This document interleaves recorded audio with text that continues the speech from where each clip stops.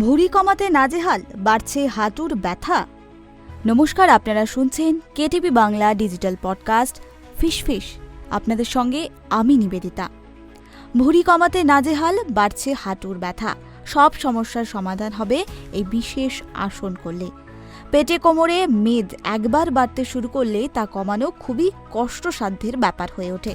অথচ তলপেট, কোমরের দুপাশে সবচেয়ে বেশি চর্বির স্তর জমতে থাকে। চিকিৎসকরা বলেন হরমোন ঘাটতি বা আধিক্য কোনোটি শরীরের জন্য ভালো নয়। পেট, কোমরে অতিরিক্ত মেদ জমার পেছনে অস্বাস্থ্যকর খাদ্যাভ্যাস রয়েছে। চলুন আজ জেনে নিই কোন আসন করলে এই সব কিছু থেকে মুক্তি পাবেন আপনারা। চক্রাসনের ভঙ্গি অনেকটাই জটিল। সে জায়গায় তির্যক আসন চক্রের অভ্যাস করতে পারেন। পেট কোমরের স্ট্রেচিং হয় এই আসনে। তবে কিভাবে করবেন এটি? দু পায়ের মধ্যে ব্যবধান রেখে ম্যাটের ওপর সোজা হয়ে দাঁড়ান।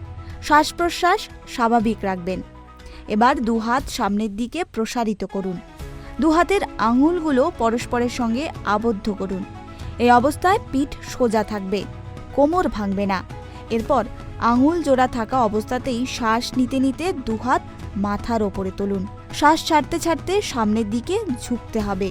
কোমরে এমনভাবে ঝোঁকাবেন যাতে শরীর ঊর্ধ্বাংশে পায়ের সাথে সমকোণে থাকে। এই অবস্থায় দুহাত একইভাবে রেখে শরীর একবার ডান দিকে একবার বাম দিকে মোড়ান।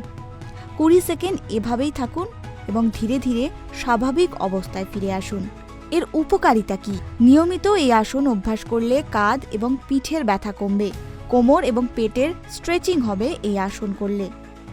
কিন্তু এই আসন কারা করবেন না? মেরুদণ্ডে অস্ত্রোপচার হলে আসনটি করা যাবে না। অন্তঃসত্ত্বারা প্রশিক্ষণের পরামর্শ ছাড়া আসনটি করার অভ্যাস করতে যাবেন না।